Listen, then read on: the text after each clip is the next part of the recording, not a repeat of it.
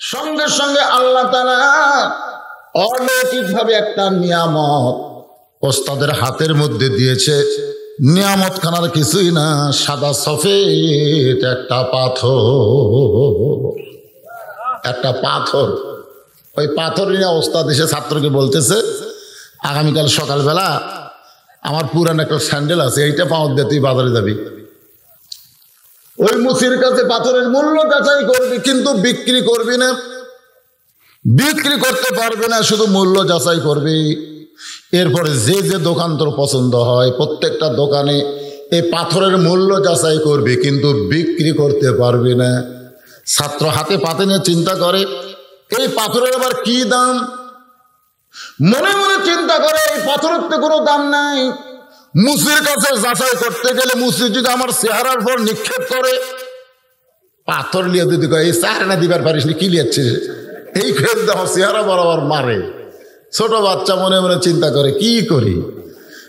ইমান বলতেছে ওস্তাদকে মানতে হবে। প্রাইমারির বাচ্চারা ওস্তাদ না মানলেও এই হাফেজি মাদ্রাসার ছাত্র কিন্তু ওস্তাদ মানে।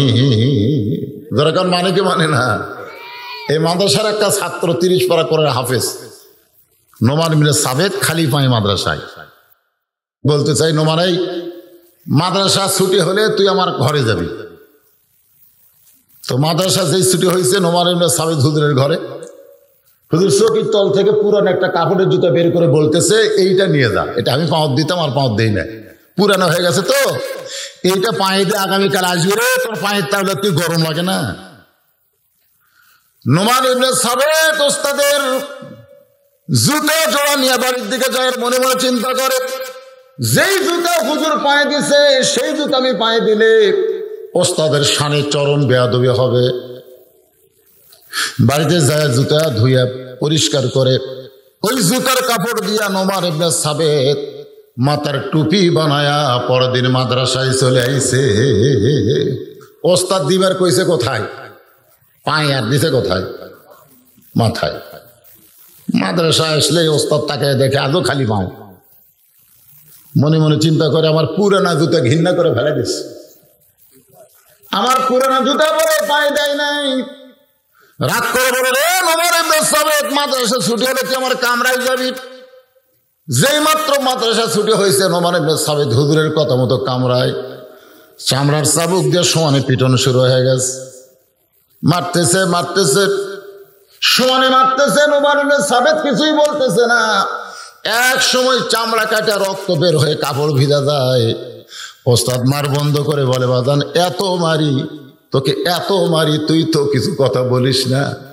আমার হাতে টাকা থাকলে তোর এক জোড়া নতুন কাপড়ের জুতা কিনে দিতাম, কিন্তু আমার টাকা নাই বলে পুরাতন জুতা দিলাম, তুই জুতা ফাইলা দিয়া আমার জুতা ঘৃণা করে খালি পাইছিস, এ কারণেই তোরে মারতেছি, তুই যে কিছুই বলিস না। নোমান কান্দার বলে, হুজুর আপনি শুধু আমার পায়ের দিকে তাকান, আপনি আমার মাথার দিকে কেন তাকান না?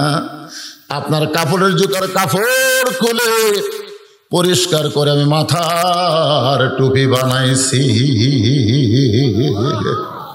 ওস্তাদ কান্দারে বলে, বেটা এত মার তোরে মারলাম, তুই আমারে কেন বলিস নি? বলে, হুজুর আমি কয়েকদিন আগে স্বপ্নে দেখেছি আল্লাহর কোরআন শিক্ষা করতে গিয়ে কোন ছাত্র যদি পিটন খায়, আল্লাহর কোরআন শিখতে শিখতে যদি কোনো ছাত্র শাস্তি পায়, ওই দেহটা আল্লাহ জাহান্নামের জন্য হারাম করে দেয়। কোরআন শিখতে শিখতে যারা পিটন খায়, তাহলে মাদ্রাসার ছাত্র ওস্তাদকে বেশি মানে না কম মানে? চিন্তা করতেছে, যাই দেখি কি হয়। এবার ছাত্র ওই সাদা সফেদ পাথর নিয়ে মুসির কাছে সালাম দিয়ে বলে, চাচা দেখেন তো পাথরের দাম কত? মুসি ভাই কি এটা? পাথর। স্যার না কোথায় রে, তোর স্যান্ডেল তো একটু পড়ে আছে। স্যার আনতে পারি নাই, চাচা দেখেন তো পাথরের দাম কত? মুসি পাথর হাতে নিয়ে ফাইলা দিছে, এই পাথরের কোনো দাম নাই রে পাগল। ছাত্র পাথর কুড়ে নিয়ে যাচ্ছে আর চিন্তা করে, মুসিটাও বোকা দেখে অন্যদিকে ফেলে দিছে। কিন্তু কেউ যদি রাগ করে আমার চেহারা বরাবর মারে, কি করব? মন বলতেছে ওস্তাদের হুকুম মানতে হবে। একটা মনোহারি দোকানে সালাম দেয়, বলে চাচা দেখেন তো এই পাথরের দাম কত। মনোহারির দোকানদার পাথর হাতে নিয়ে বলতেছে, বাজান পাথরের কোনো দাম নাই, তবে তোর চেহারা দেখলে আমার বড় মায়া হয়। সুবহানাল্লাহ কোন। মাদ্রাসার বাচ্চাদের দেখলে মায়া বেশি হয় না কম হয়? দেখবেন এরা কোনো সময় দুষ্টমি করে না, এরা সব সময় মাথায় টুপি পরে থাকে, এরা হাফ প্যান্ট পরে না পায়জামা পরে, একটু বড় হলে লুঙ্গি পরে, ওরা পাঞ্জাবি পরে।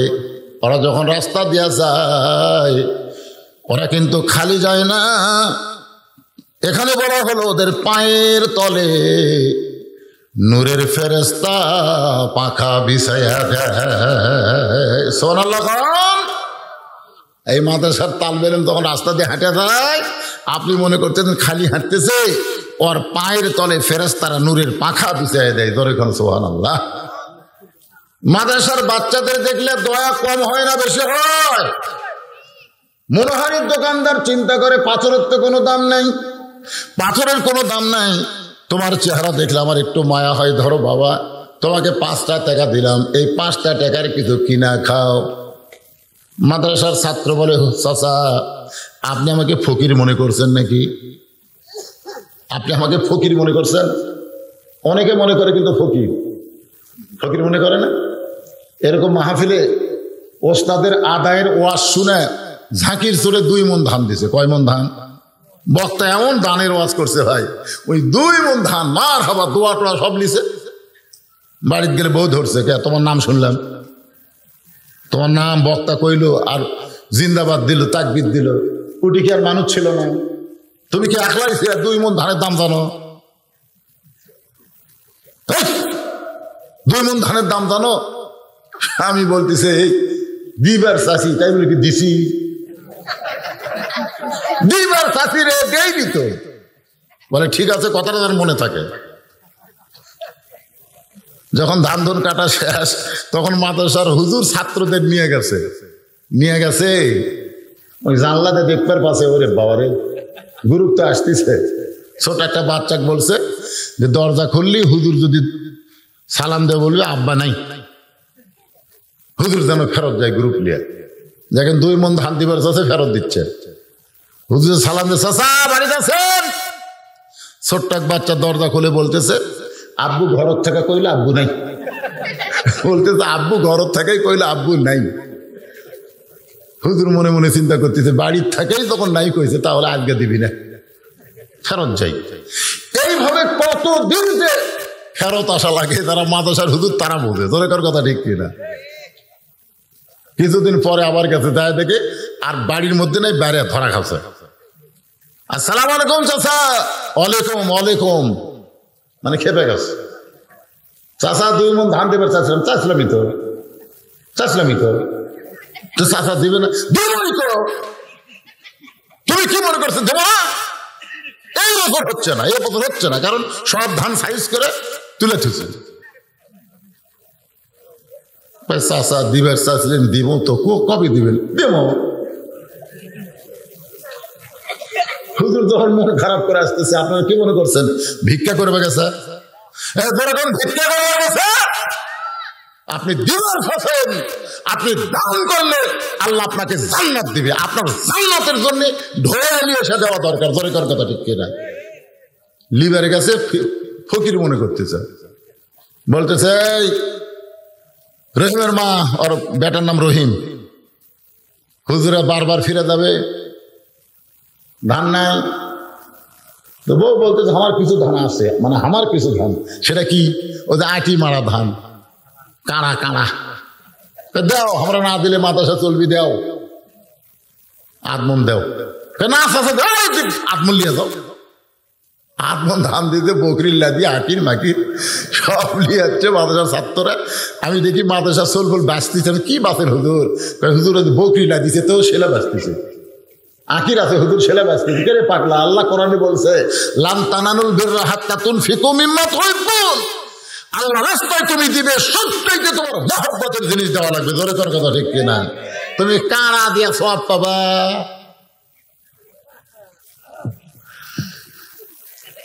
মাদ্রাসার তালবে ইলম বলে হুজুর হাফেজ সাহেব বলতেছে চাচা আমি ফকির না যে ভিক্ষা চাই। এই পাথরের যদি কোনো দাম থাকে তাহলে পাথরের দাম আপনি দিবার পারেন। মহাজন বলতেছে, বাবা এই পাথরের কোনো দাম আমার কাছে নাই।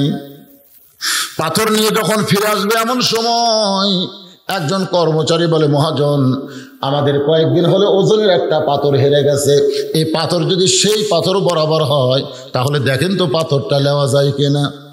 কাঠ ধরা করে দেখা গেল ওই হারানো পাথর বরাবর হয়েছে। মহাজন বলতেছে, বাজান পাথর যদি আমারে দাও তাহলে তোমাকে যে 5টা টাকা দিবার চাইছিলাম এটা পাথরের বিনিময়ে তোমাকে দিবার চাই। হাফিজ সাহেব বলতেছে, তালবেলেম বলতেছে, চাচা দরকার নাই, ওস্তাদ শুধু বলছে দাম শুনবা বিক্রি করতে পারবা না। চলতে চলতে এক সোনার দোকানে গিয়ে সালাম দেয়, বলে চাচা দেখেন তো আপনার কাছে পাথরের দাম আছে কিনা। স্বর্ণকার পাথর হাতে নিয়ে চমকে উঠলেন, এত সুন্দর পাথর সোনার শোকেজের মধ্যে রাখার সঙ্গে সঙ্গে পাথরের আলোতে সোনার আলো আর দেখা যায় না। স্বর্ণকার বলতেছে, বাজান এই পাথর তুমি কোথায় ফেলে? পাথর কোথায় পেলাম সেটা শোনার দরকার কি, পাথরের দাম কত একটু বলেন। স্বর্ণকার মনে মনে চিন্তা করে, এই পাথরটা যদি আমি 100টা টুকরা করি, 100টা সোনার আংটির মধ্যে ভরাট করি, যেই সোনার আংটি 1000 টাকায় বিক্রি হবে, এ পাথর ভরানোর সঙ্গে সঙ্গে তার দাম 5-10 হাজার টাকা বাইরে যাবে। পাথরের কারণে সোনার দাম বৃদ্ধি হবে। তুমি যদি আমার পাথর দাও এর বিনিময়ে তোমাকে 50,000 টাকা দিব। আর ছাত্র বলতেছে, ছাত্রর নাম হলো আবু ইউসুফ, দরেকার নাম কি? আবু ইউসুফ বলতেছে 50,000। স্বর্ণকার বলতেছে, বাজার আমি মনে করছিলাম তুই ছোট মানুষ বুঝবা না, 1 লাখ দেবো, 1 লাখ। 1 লাখ মানে ভয়ের খেলা। মনোহারের দোকানদার কাছে 5 টাকা, সেটি থেকে 50,000 1 লাখ, বুঝতেছেন না? 1 লাখ আর দাম বাড়ান না। হুজুর বিক্রি করবার নিষেধ করেছে, যদি বেচার কথা বলতো আপনাকে এই পাথর দিতাম, আপনি হলেন আসল খরিদ্দার। আপনি একটু ধৈর্য ধরেন, আমি মাদ্রাসায় যাব, হুজুরের কাছ থেকে হুকুম নিয়ে আপনাকেই এই পাথরখানা দিয়ে দিব। এই কথা বলে পাথর নিয়ে আবু ইউসুফ খুশি হয়ে মারছে দৌড়। ছোট বাচ্চা কোনোদিন শহরের মধ্যে ঢোকে নাই, আজকে প্রথম ঢুকেছে। যে রাস্তা দিয়ে গেছে ওই রাস্তা আর ফিরতে পারে নাই। আপনারা বগুড়া 7 মাথায় গেছেন, বগুড়া 7 মাথা আছে না? নাই। যে জীবনে বগুড়া 7 মাথা যায়নি তাহলে একটা ঘুরে এনতে ছেড়ে দেবেন যে তুই কোন দিক দিয়ে আসলো রে, যে দিকে তাকাবি তুই এটাই হতে পারে। আসলেই তো তাই। আমাদের মতন মানুষ যারা, তারাও মধ্যে মধ্যে 7 মাথাতে গেলে চিনতে ভয় ভুল করি যে কোন দিক দিয়ে আসলাম রে। যদি দিক ভুল হয়তো মরছেন, পশ্চিম পূর্ব উত্তর দক্ষিণ ঠিক থাকলে তাও মোটামুটি আপনি রাস্তা চিনবেন। কিন্তু অনেক সময় মানুষের দিক ভুল হয় না। আপনাকে গোস্তাহাটির মোড় আসলে আমি একে দিক ভুলে দেই, নওগাঁ সব জায়গাতে আমার দিক ঠিক থাকে, গোস্তাহাটির এই প্যাচের মধ্যে ঢুকলি আমার আর দিক ঠিক থাকে না। যে রাস্তা দিয়ে আবু ইউসুফ গেছে পাথর নিয়ে, ওই রাস্তায় মনে করে দৌড়ানো শুরু করেছে, কিন্তু ওই রাস্তা দিয়ে নয়, বরং অন্য রাস্তা দিয়ে দৌড়াইতেছে মাদ্রাসা পাওয়ার আশায়। দৌড়াইতে দৌড়াইতে একেবারে শহরের শেষ প্রান্তে গেছে। শহরের শেষ প্রান্তে গিয়ে দেখে সবুজ রঙের একটা বাড়ি, তার সামনে সুন্দর একটা সবুজ রঙের ছোট্ট ঘর। ওই ঘরের মধ্যে কাঁচের ভিতর একটা বুড়ো মানুষ বসে আছে। আবু ইউসুফ ওই সুন্দর বাড়ি আর সুন্দর ঘর দেখে আশ্চর্য হয়ে গেছে। ছোট ছোট বাচ্চারা কিন্তু অনেক সময় আশ্চর্য হয়ে যায় কি যায় না? মা বলছে, বাজান ও যে 3 মাথার দোকানে সরষের তেল আছে, সয়াবিন তেল আছে, তেল নিয়ে আসে। এই 10 টাকা দিচ্ছে, মানে তরকারি পাক করতে করতে তেল শেষ। ছেলের হাতে বলছে 10 টাকা দেয়া, বোতল দিচ্ছে তেল নিয়ে যা। ওই 10 টাকাতে তেল আনবার যাচ্ছে, যাওয়ার সময় থেকে উত্তর পাড়া থেকে এক বান্দরওয়ালা বান্দর খেলা দেখানোর জন্য বান্দর নিয়ে যাচ্ছে। আর পিছনে ছেলে ছোট ছোট বাচ্চারা সবাই যাচ্ছে। কিছুক্ষণ পরে বান্দর তালি আর তালি দিচ্ছে। ওই মনে করতেছে হামুল যাই, ওর মা ওদের তেল আনবার কথা আর মনেই নেই। একটা খেলা দেখতে দেখতে দক্ষিণ ভারত গেছে। একসময় বান্দরওয়ালা বলতে খেলা যদি দেখবার চাও জোরে তালি বাজাবে। এত দূরে তালি মারছে, একদিকে বোতল একদিকে টাকা পড়ে গেছে, আর কিচ্ছু খেয়াল নাই, কারণ ছোট মানুষ তো। আপনি কি মনে করেন মাদ্রাসাত পড়ছে দেখে ওই কি বুড়া হয়ে গেছে? ছোট বাচ্চাকে সব ষোলো একটা চরিত্র থাকে তো। মাদ্রাসার বাচ্চা হঠাৎ একটা ইয়ে করছে, আপনারা মাদ্রাসার বাচ্চা এত শয়তানি করিস কেন? আরে পাগলা, ওই প্রাইমারি ছেলের চাইতে অনেক ভালো আছে, জোরে কোন কথা ঠিক কিনা? আমি নিজের চোখে দেখছি প্রাইমারি ক্লাস 2 এর ছাত্র পেশাব দিয়ে 40 লিখছে, পেশাব দিয়ে, আমার নিজের চোখে দেখা। খাড়ায় পেশাব করতেছে, এটা ঘুরে আগে লিখছে 4, পরে দিতে 0। মারছে দৌড়, সামনে গিয়ে বললাম কি করলি কি করলি? কোন ক্লাসে পড়িস? ক্লাস 2 এ পড়ি। তো খাড়ায় পেশাব করলি কেন? পেশাব দিয়ে কি করলি? তোর স্যার তোকে শিখাইনি কেমনে পেশাব করা লাগে? ও তখন মুসকি মুসকি হাসের খায়, চাচা আমার প্রাইমারির স্যারই খাড়া হয়ে পেশাব করে, আমি পেশাবখানা যা দেখি আমার একটা স্যারও বসে না। মানে প্রত্যেকটা স্যার স্কিন প্যান্ট পরে, আর এই প্যান্ট পরার কারণে বসবার কথা। স্যার যদি খাড়া হয়ে মারে, তার ছাত্র তো 40 লিখবি। আপনারা বলেন মাদ্রাসার কোনো বাচ্চাকে আপনারা খাড়া হয়ে পেশাব করে দেখছেন? কথা কন না কেন? দেখছেন কোনোদিন? সামান্য একটু দুষ্টামি করলে ওইটা আবার হুজুরের কাছে বিচার দেয়, হুজুর কি মাদ্রাসার বাচ্চারা তো দুষ্ট হয়ে গেছে। আরে পাগলা, এটা দুষ্টরই বয়স রে। এই বয়সে পেশাব করে, পানি নাই, ওযু করে, আল্লাহর কোরআন তেলাওয়াত করে। আবু ইউসুফ সুন্দর বাড়ির সামনে ছোট্ট একটা ঘর, ওইটা দেখে আশ্চর্য হয়ে গেছে। বৃদ্ধর কাছে গিয়ে সালাম দিয়ে বলে, দাদা কেমন আছেন? দেখেন তো বুড়া চাচা, এই পাথরের দাম কত? ওইটা হলো আসলে জুহুরি, ওইটা কিন্তু দোকান না, ওইটা হলো জুহুরি। পাথরই কিনা বেচা করে, ধরে কারণ সুবহানাল্লাহ। এবার আসল জায়গায় গিয়ে বলে, দেখেন তো এই পাথরের দাম কত? জুহুরি মাথা তোলে না, নিচের দিকে তাকায় বলে, তোর মতো ছোট্ট মানুষ পাথর কোথায় পেলি? ছোট্ট মানুষ কোথায় পাথর পেলি? আবু ইউসুফ বলে, চাচা দেখেন তো পাথরের দাম কত? জুহুরি বলতেছে, তোর মতন মানুষ আমার কাছে পাথর বিক্রি করে না, যারা বিক্রি করে তারা সবাই ডুবারু। তোর মতো ছোট মানুষ পাথর কোথায় পাইবা? বলে একটাবার দেখেন তো দাম কত? ভিন্ন করে বৃদ্ধ জুহুরি যখন হাতটা দেয়, এমন সময় আবু ইউসুফ পাথর দিছে, গোটা দেহ থর থর করে কাঁপতেছে। জুহুরি বলতেছে, এই পাথর কোথায় পালি? এই পাথর তোরে কে দিল? আবু ইউসুফ বলে, কোথায় পাইলাম, কে দিল সেইটা পরের কথা, আপনি বলেন তো এর দাম কত? জুহুরি কান্দের বলে, আমার শোকেজের দিকে তাকায় দেখ, হীরা জহরত মণিমুক্তা কোটি কোটি টাকা দাম। তুই যদি চাস আমি সব দিয়া দিব, তারপরও এই পাথরের দাম আমি বলতে পারবো না। এই পাথর হইল মানিক পাথর। এই মানিক পাথর তুই কোথায় পাইলি? তোরে কে মানিক পাথর দিল? বলে, আমার কে দিল সেইটা পরে, আপনি হলে আসল খরিদ্দার, আমি হুজুরের কাছে যাব। বলে, তুই একলা কেন যাবি? আমিও যাব তোর সাথে। এতদিন সব ডুবারু আইসা আমার কাছে পাথর নিয়ে, আজকে আমি জুহুরি যাব ডুবারুর কাছে। বাদেন একটু মনোযোগ দেন। ওস্তাদ এসে ডাকে, হুজুর এমন একটা পাথর দিছেন যে পাথরের দাম কোটি কোটি টাকা, বলার পরেও পাথরের দাম বলতে পারে না। ওস্তাদ বলে, বেটা আমি জুহুরির কথা জানতে চাই না, আমি জানতে চাই মুসির কাছে পাথরের দাম কত। বলে, মুসির কাছে পাথরের কোনো দাম নেই, পাথর হাতে নিয়ে মাটির ফাইলে দেয়। ওস্তাদ কান্দের বলে, ইউসুফ যে মুসি মানিক পাথর চেনে না, সেই মুসির কাছে তুমি কোরআনের মূল্য কেমনে যাচাই করো? কোরআনের মূল্য তারাই দিবে যারা আল্লাহর কোরআনের পাগল হয়েছে।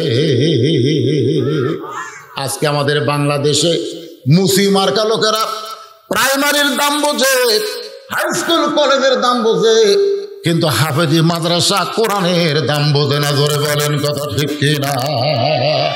তালিয়াল কোরআন, 1 নম্বর হলো কোরআনের দল।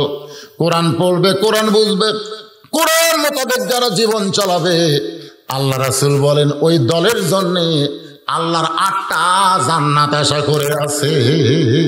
সুবহানাল্লাহ কন্যা খান।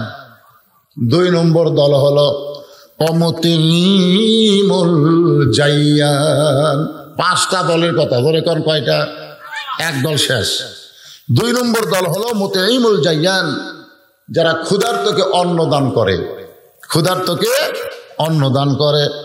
আল্লাহর একজন বান্দা ছিলেন, নাম হলো রবি ইবনে সুলাইমান। হজ করতে যাবেন, এটা ফরজ হজ না, এটা হলো নফল হজ। আমাদের বাংলাদেশে অনেক হাজী সাহেবরা এরকম অহংকার করে বলে, এবার দিয়ে আমার 10 বার হলো। কয়বার হলো? 10 বার। আপনারা বলেন তো, ওই লোকটার বাড়ির আশেপাশে কোনো এতিম অসহায় আছে না নাই? এখানে আছে না নাই? তো তোমাকে 10 বার হজ করবার কে কথা? সামর্থ্যবান মানুষের জন্য জীবনে কয়বার হজ করা লাগবে? কথা কোন জীবনে কয়বার? একবার হজ করলে চলবে। ওই 10 বার কাছে অহংকার করে বলতেছে, এবার দিয়ে আমার 10 বার হলো। আছে না নাই? যেরকম আছে না? আর হজত যাওয়ার একটা ব্যবসা হয়ে গেছে, আর গল্প মারা। আপনার বাড়ির পাশে যদি কোনো বিধবা থাকে, থাকে, আপনি যতই হজ করেন আল্লাহ দেবে না। ক্ষুধার থেকে অন্নদান করা। সূরা মাউন পড়ে দেখেন, আল্লাহ বলতেছেন, আর ইউকাযযিবু বিদ্দীন ফাযালিকা আল্লাযী ইয়াদউল ইয়াতীম ওয়া লা ইয়াহুদ্দু আলা তুআমিল মিসকিন। আল্লাহু আকবার। ওরা 10 জন বন্ধু মিলে হজে যাবে। ধরে কোন কয়জন? হজে যাওয়ার তারিখ হয়ে গেছে। হজে যাওয়ার আগে দেখবেন মানুষ আত্মীয় স্বজনের কাছ থেকে দোয়া চাই, বন্ধু বান্ধবের কাছে দোয়া চাই, ভাই আবার হজে যাচ্ছে, আমার জন্য দোয়া করো, শরীর যেন সুস্থ থাকে। এরকম দোয়া নিয়ে রবি ইবনে সুলাইমান গভীর রাত্রে নিজের বাড়ির দিকে আসতেছে। তখন তো এরকম যেখানে সেখানে অটো ভ্যান ছিল না, হাঁটে হাঁটে যাওয়া লাগে, না হয় ঘোড়া গাধার পিঠে চড়ে। তিনি আস্তে আস্তে রাত হয়ে গেল। হঠাৎ তিনি দেখতেছেন গভীর রাত্রে রাস্তার পাশে কে যেন কি করতেছে। রবি ইবনে সুলাইমান চমকে গেল, রাস্তার পাশে কি হচ্ছে? একটু নিকটে গিয়ে দেখে একটা মেয়ে মানুষ মরা গাধার গা থেকে গোস্ত কাটতেছে আর টোপলা বাঁধতেছে। মরা গাধা, সে মরা গাধার গা থেকে গোস্ত কাটতে সেই গোস্তটা টোপলা বাঁধতেছে। রবি ইবনে সুলাইমান চমকে গেল, গাধা খাওয়া হারাম। ধরে কোন গাধা খাওয়া কি? তাহলে মরা গাধা কি? এই যে আমার ভাই বলতেছে ডবল হারাম। মরা গাধার গা থেকে গোস্ত কাইটা টোপলা বাঁধতেছে। রবি ইবনে সুলাইমান চমকে গেল, যে গোস্ত গাধার গোস্ত খাওয়া হারাম, মরা গাধার গোস্ত কাটে। কারণ কি? মনে হয় মেয়েটা কোনো হোটেলের সঙ্গে যোগাযোগ করছে, রাতের বেলা গোস্ত সাপ্লাই দেয় আর দিনের বেলা জনগণকে খাওয়ায়। ঢাকার একটা হোটেলের পাশ থেকে 6টা কুত্তার কঙ্কাল পাইছে। র্যাব ধরে কয়, তোর হোটেলের পাশে কুত্তার কঙ্কাল খেন? পিটনের চোটে বলছে, আমি কুত্তারে রাতের বেলা জব করে দিনের বেলা খাসি হিসাবে চলা। কুত্তা খায়, জনগণ কি খায়? এ কথা কন না, কি খায়? মুরগি খাবেন, হোটেলে যে মুরগি খাবেন, যত মুরগি মরে বগুড়া থেকে নওগাঁ থেকে ঢাকায় যাতে গাড়ির মধ্যে যত মুরগি মরে, ওই মরা মুরগি আবার বিক্রি হয়। ওইটা হোটেল রোস্ট করে আপনার খাওয়া। এই জন্য আমি হোটেলে গেলে বেশিরভাগ ডিম খাই। ডিম দে হুজুর এত টাকা কামাই করেন, ডিম খান কেন? কি জন্য যে খাই ভাই? খাবেন? কুত্তার গোস্ত খাসি বানাচ্ছে রে, ধরা খাবে বাংলাদেশে। রবি ইবনে সুলাইমান মেয়েটার পিছনে পিছনে রওনা দিল। দেখি মেয়েটা কোথায় যায়। কোন হোটেলের সঙ্গে নয়, একটা ভাঙ্গা বাড়ির মধ্যে ঢুকলো। যেই মাত্র ঢুকেছে, 2টা যুবতী মেয়ে মা মা বলে কাঁদতেছে। মা বলতেছে, কান্দার দরকার নাই, আল্লাহ পাক রহমত করেছে, আমি গোস্ত আনছি, এক টোপলা সিদ্ধ করে খাও, আল্লাহর শুকর আদায় করো।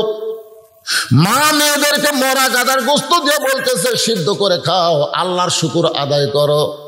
রবি ইবনে সুলাইমান চমকে গেল যে নিজে দেখলাম মরা গাদার গাতে গোস্ত কাটা, সেই গোস্ত মেয়েদেরকে দিয়ে বলতেছে আল্লাহ রহমত করছে, গোস্ত খাও, আল্লাহর শুকর আদায় করো। আর ধৈর্য ধরতে পারলেন না, পথের এপার থেকে চিৎকার করে বললেন, মা, ও মা, তুমি একজন মা হয়ে তোমার উদরের মেয়েদের কেমন ধোকা কেন দাও? আমি নিজের চোখে দেখছি, তুমি মরা গাদার গোস্ত নিয়ে আইছো, যে গোস্ত খাওয়া হারাম, সেইটা কেমনে আল্লাহ শুকুর করে আদায় খাইতে কও? মেয়েটা কান্দের বলে, ঠিক এই গভীর রাত্রে তুমি করতে গাইলা, গভীর রাত্রে তুমি কোত্থেকে আইলাস? 3 দিন হলে না খাওয়ার কারণে আমার মেয়ে দুইটা ক্ষুধার জ্বালায় যখন সবসময় কান্দে, ওদের বাবা নেই, বাবা দুনিয়া থেকে বিদায় হয়ে গেছে, আমি এখন বিধবা মা, কি করব? রাতের অন্ধকারকে পর্দা বানায়া আমি নিয়ে আইছি বাড়িতে, ওরা সিদ্ধ করে খাবে, তাও ওদের জীবন বাঁচবে। রবি ইবনে সুলাইমান বলে, মা তোমার মেয়েদেরকে মরা গাদার গোস্ত খাইতে দিও না, আমি এবার হজে যাবার চাইছিলাম, আমি হজে যাব না, আমার হজের সব সম্পদ তোমাদেরকে দান করে দিব। রবি ইবনে সুলাইমান এক দৌড়ে বাড়িতে গেলেন, বাড়ির থেকে হজের যত সম্পদ, টাকা পয়সা, খাবার সব টোপলা গাঠুরি বেঁধে ওই মেয়েটাকে দান করে দিলেন। এবার মা আর মেয়ে মিলে আল্লাহর দরবারে দোয়া করতেছে, আল্লাহ যে মানুষটা হজে যাওয়ার চাইছিল কিন্তু আমাদের ক্ষুধার্ত অভাব দেখে সেই মানুষটা হজ বানচাল করে আমাদেরকে দান করে দিল, আমরা মা মেয়েরা মিলে দোয়া করি, আল্লাহ তুমি মক্কা মদিনা এই মানুষটার বাড়িতে হাজির করে দাও। এই দোয়াটা কি করছে দেখছেন? আমরা মা আর মেয়েরা মিলে দোয়া করি, মক্কা মদিনা এই মানুষটার বাড়িতে হাজির করে দাও। রবি ইবনে সুলাইমান বলে, মা উল্টা দোয়া করো না, মক্কা মদিনা কোনোদিন মানুষের বাড়িতে আসে না, বরং মানুষগুলো কি মক্কা মদিনায় যেতে হয়। মার মেয়েরা বলতেছে, আমরা দোয়া করে দিলাম, কবুল করার মালিক হচ্ছে আল্লাহ, আমাকে দোয়া করা দরকার, আমরা দোয়া করছি, কবুল করবে কে? দেখে আল্লাহ কি করে। 9 বন্ধু হজে যাওয়ার সময় বললেন চলো যাই, বলে এবার তোমরা যাও, আমি এবার হজে যাব না, আমি এবার হজে যাব না, তোমরাই যাও। 9টা বন্ধু বলল, তুই কত মানুষের কাছ থেকে দোয়া চাইলি, আর তুই কেন হজে যাবি না? বলে বিপদ আছে ভাইজান, তোমরাই যাও। ওই 9টা বন্ধু চলে গেল হজ করতে, হজ করে ফিরে আসতেছে, নিজের বাড়িতে না যায় ওই 9টা বন্ধুর মধ্যে একজনের মাথায় একটা টোপলা নিয়ে আরজন পিছনে পিছনে সামনে গেলেন, তার মাথায় টোপলা, দরজা এসে ডাকতেছে, রবি ইবনে সুলাইমান, এ সুলাইমানের বেটা রবি, দরজা খোল। রবি ইবনে সুলাইমান দরজা খুলি বলতেছে, আলহামদুলিল্লাহ তোমরা 9টা নতুন হাজি আমার বাড়ির দরজায়। আল্লাহ রাসূল বলেছেন, তোমাদের এলাকার কোনো বান্দা যদি হজ করে চলে আসে, তুমি গরিব মানুষ, তার মুখের দিকে চেহারার দিকে মহব্বত করে তাকালে আল্লাহ তাআলা কাবা মদিনা দেখার সওয়াব দিয়া দিবে। তার হাতের সাথে যদি তুমি মুসাফা করতে পারো, আল্লাহ তোমার জীবনের গুনাহ মাফ করে দিবে। ধরে কারণ সুবহানাল্লাহ। 9টা হাজি আইছে দরজায়। রবি ইবনে সুলাইমান বলতেছে, ভাইজান তোমরা চলে আসলে আমি যাইতাম তোমাদের সঙ্গে দেখা করতে। যার মাথায় টোপলা আছে বলতেছে, এই মিথ্যাবাদী মুনাফিক, মিথ্যাবাদী মুনাফিক, কি হজে যাওয়ার আগে তোর কাছে আইছিলাম, তুই না কইলি এবার হজে যাব না, তাহলে আমার মাথার যে টোপলা দেখতেছি এই টোপলা কার? এই টোপলা কার? ছাপা মারো ছাই করার সময় তুই টোপলা টানতে পারলি না, আমার কাছে টোপলা দিয়া তুই ছাপা মারো ছাই করা শুরু করলি, চলে গেলি কাবা ঘর তাওয়াফ করতে, আমি তোর পিছনে ঘুরি আর তোকে খুঁজে পাইলাম না। রবি ইবনে সুলাইমান আল্লাহর শপথ করে বলতেছি, 9 জন বন্ধু একত্র হয়ে বলে মিথ্যাবাদী, আমরা 9 জন মানুষ 18 চোখ দিয়ে বারবার তোরে দেখেছি, এ মিথ্যাবাদী। আমরা হজ করে চলে গেলাম মদিনায়, যাই দেখি তুই নবীর রওজার পাশে দাঁড়ায়া সালাম দিচ্ছিস, আমরা তোর সঙ্গে নবীর রওজার পাশে সালাম দেওয়া শুরু করলাম, হঠাৎ কোথাও যেন উদয় হয়ে গেলি, গোটা মদিনা খোঁজার তোকে পাইলাম না, আমাদের আগে বাড়িতে এসে দরজা বন্ধ করে দিছিস, মিথ্যাবাদী। ধর তোর টোপলা তুই নেই, এ বলে একজন টোপলা, মাথার টোপলা ফেলে দিয়া 9টা বন্ধু যখন রাগ করে চলে যায়, রবি ইবনে সুলাইমান টোপলা হাতে নিয়ে কান্দে আর বলে, মাবুদ আমি তো হজে যাইনি, আমার বন্ধুরা আমাকে মুনাফিক বললো, মিথ্যাবাদী বললো, ওরা নাকি আমাকে কাবা ঘর তাওয়াফ করতে দেখেছে, ওরা নাকি ছাপা মারা ছাই করতে দিয়েছে, ওরা নাকি নবীর রওজা জিয়ারত করতে দেখেছে, আর এই টোপলা নাকি আমি এদেরকে দিয়েছি আল্লাহ। এ বলে কানতে কানতে কানতে রবি ইবনে সুলাইমান বেহুশ হয়ে পড়ে গেলেন। ওই বেহুশ অবস্থায় দেখতে পায় আল্লাহর নবী আর মদিনায় নাই, রবি ইবনে সুলাইমানের শিওরের পাশে দাঁড়ায় কাঁদতেছে। বেহুশ অবস্থায় স্বপ্নে বলে, রাসূলুল্লাহ হুজুর, রাসূল বলেছেন, মান রাআ রাআনি হাক্কান ওয়াজারাত লাহু শাফাআতি ইয়াউমাল কিয়ামাহ। কেউ যদি আমাকে দেখে, যেভাবেই দেখুক, স্বপ্নে দেখুক আর বেহুশ অবস্থায় দেখুক, যেইভাবে দেখুক না কেন, সে আমাকে সত্য দেখলো। আর আমাকে যারা দেখা নসিব হলো, কঠিন মুসিবতের সময় তার শাফাত করা আমি নবীর উপর আল্লাহ ওয়াজিব করে দিল। আল্লাহর নবী গো, আমার 9টা বন্ধু এসে বলতেছে আমি নাকি হজ করতে গেছিলাম, আমি তো হজে যাই নাই। ওগো আল্লাহর নবী, আমার 9 বন্ধু বলতেছে আমি নাকি আল্লাহর ঘর তওয়াফ করেছি, আমি তো তওয়াফ করতে যাই নাই। ওরা 9 জন বলতেছে আমি নাকি আপনার রওজা জিয়ারত করেছি, আমি তো যাই নাই। তাহলে আমার 9টা বন্ধু আমাকে মিথ্যা কথা, মিথ্যাবাদী মুনাফিক বলে চলে গেল। আল্লাহ নবী বলতেছে, রে ইবনে সুলাইমান, তোমার 9টা বন্ধু মিথ্যা বলে নাই, বরং ওরা যা বলেছে সত্য বলেছে। তুমি এই অসহায়কে, ক্ষুধার্তকে দান করার কারণে আল্লাহ তোমার প্রতি এত খুশি, তোমার চেহারা একদম ফেরেশতাকে রবি ইবনে সুলাইমান বানায়া তোমার নামে সাই করায় নিছে, তাওয়াফ করায় নিছে, এমনকি আমি রাসূলের রওজা পর্যন্ত জিয়ারত করায় নিছে। তুমি শুনলে খুশি হবে, তোমার কারণে এবার আল্লাহ সকলের হজ কবুল করেছে। রবি ইবনে সুলাইমান বলে, ইয়া রাসূলুল্লাহ, হুজুর আপনি যা বললেন আমার বিশ্বাস হয়ে গেছে। ইয়া রাসূলুল্লাহ, আমার বিশ্বাস হয়ে গেছে। নবীজির পিতা আবদুল্লাহ, নবীজির মাতা আমিনা, নবীজির দুদমা হালিমা, নবীজির রওজা মদিনা, বালাগাল উলা বিকামালিহি কাশাফাদ দুজা বিজামালিহি, হাসনাত জামিউ কাসালিহি, সাল্লু আলাইহি ওয়া আলিহি আল্লাহুম্মা আমিন। জান্নাতের বাগান থেকে জান্নাতি মানুষদেরকে নিয়ে আমি গুনাহগার তোমার রহমতের দরজায় দোখানা হাত তুলেছি। আল্লাহ, হাসরের ময়দানে জব্বার আর কাহার নামে রূপ নিয়া তুমি যখন বিচার শুরু করবে, তোমার সামনে দাঁড়ায়া সমস্ত নবীরা নাফসি নাফসি বলে কাঁদতে থাকবে। এমন কঠিন অবস্থা হাসরে হবে, সেদিন সমস্ত নবী তার উম্মতকে ভুলে যাবে, শুধু বলবে আল্লাহ আমার কি হবে, আমার কি হবে।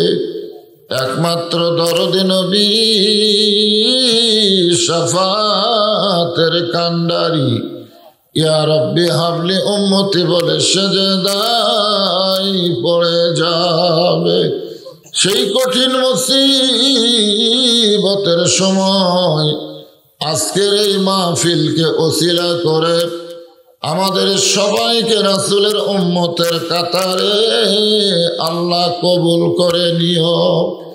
সুবহান রাব্বিকা রব্বিল ইজ্জাতি আম্মা ইয়াসিফুন ওয়া সালামুন আলাল মুরসালিন আলহামদুলিল্লাহি রাব্বিল আলামিন।